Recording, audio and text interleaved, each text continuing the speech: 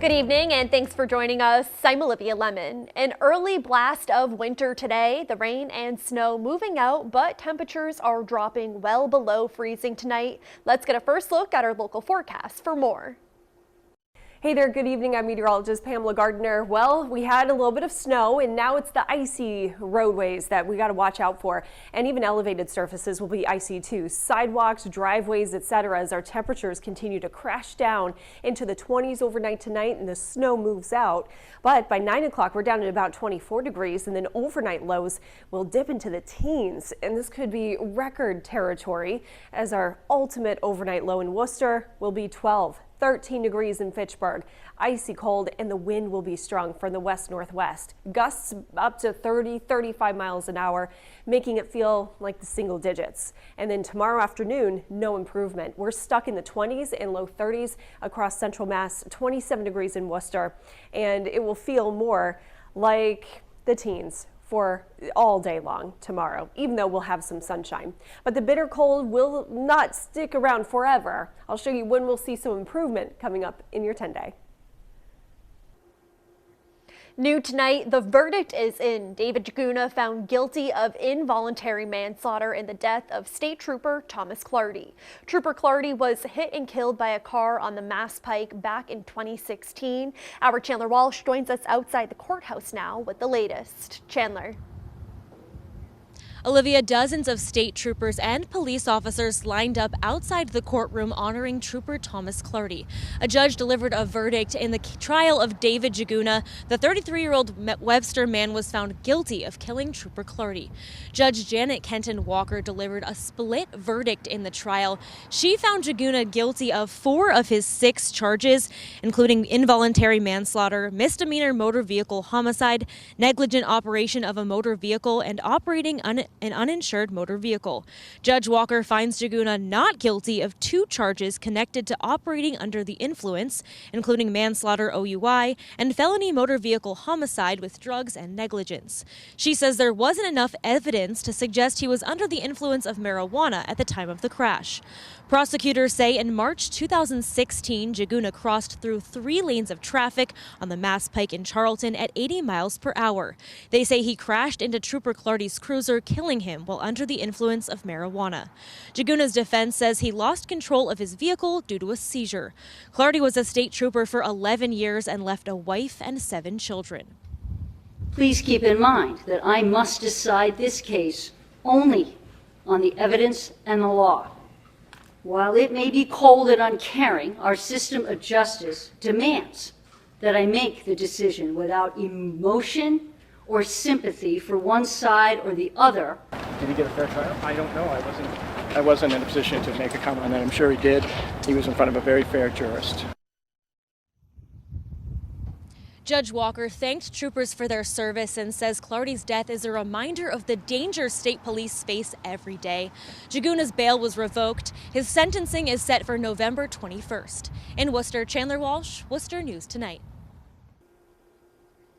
A 24-year-old motorcyclist is dead following a crash on Chandler Street Monday evening. Police have identified the victim as Ryan Finnegan of Worcester. Police say the initial investigation reveals Finnegan was attempting a wheelie when his motorcycle struck the passenger door of a car.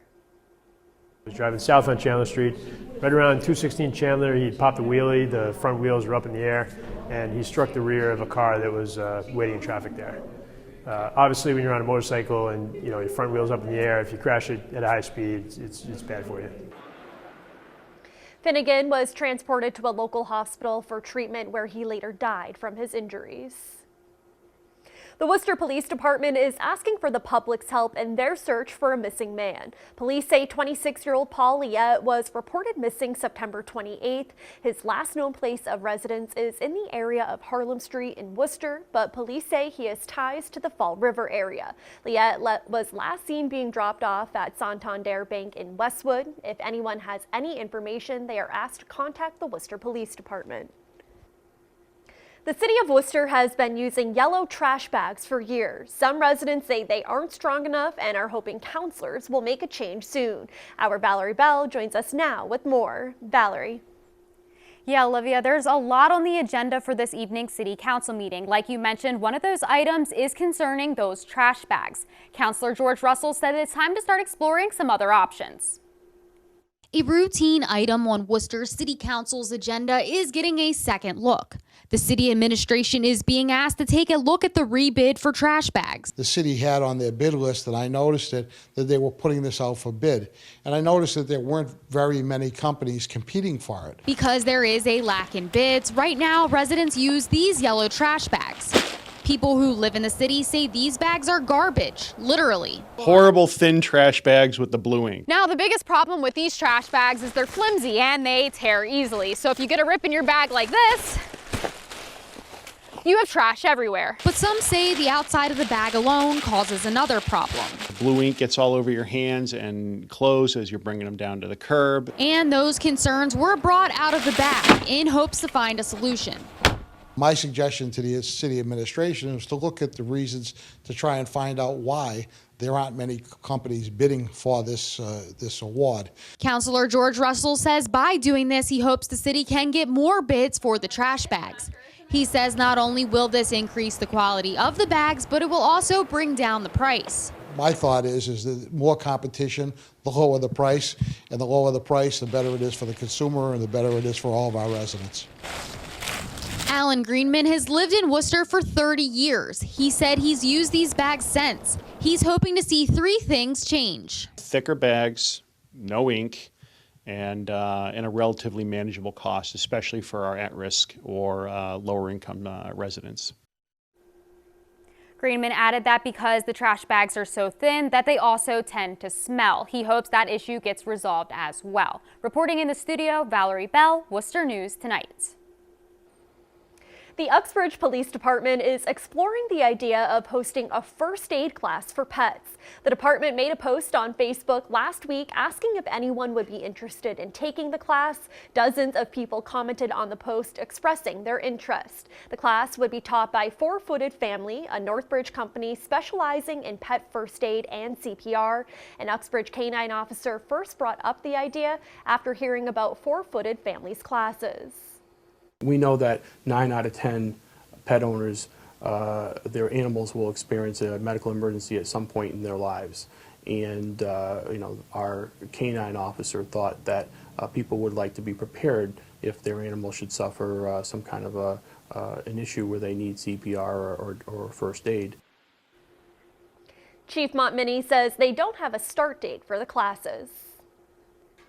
Following tonight's City Council meeting, city leaders will meet in an executive session to discuss their strategy in a case against opioid drug manufacturers and distributors. The city filed a lawsuit earlier this year in an effort to hold opioid manufacturers accountable for the suffering and damages caused by the opioid epidemic. The lawsuit is against Purdue Pharma as well as dozens of limited partners. The city's complaint alleges prescription opioids are a gateway drug to heroin and drug addictions, and companies place profits above the health and well-being of their customers. International law firm Scott & Scott is representing the city. Expenses and attorney fees will be paid out of any amounts awarded to the city.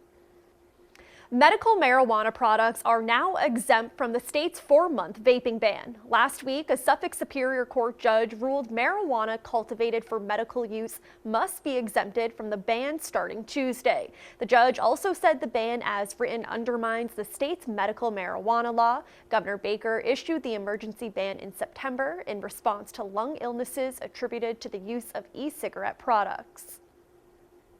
The e-cigarette company Juul is laying off employees and cutting costs. Juul announced Tuesday it's taking on another major restructuring effort, including cutting 150 jobs. This is in addition to 500 positions cut in October. Most of those cuts came in its marketing department. The move comes in the face of heightened scrutiny surrounding vaping, including the vape ban currently going on in Massachusetts. Head lice can spread any time of the year, but doctors say the insect spreads easier as the weather gets colder. Some experts say sharing winter clothes like hats and scarves can help the lice spread faster, especially among school-aged children. The tiny insects are very difficult to see, but the biggest symptom is a constantly itchy scalp. If you or someone in your house gets head lice, there are steps you can take to stop them from spreading further.